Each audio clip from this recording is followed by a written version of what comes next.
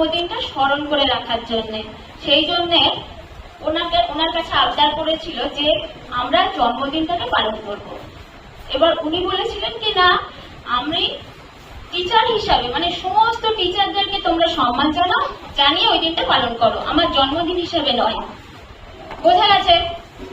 তো সেই জন্য সেই দিন থেকে ওই 5 সেপ্টেম্বর আমরা টিচার্স ডে হিসাবে পালন করি।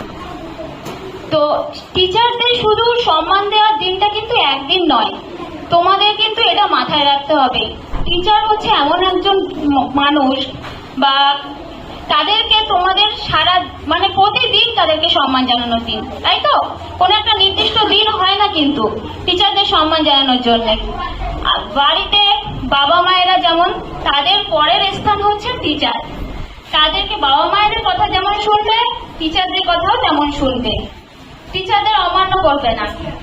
আর তোমরা জীবনে অনেক বড় হও।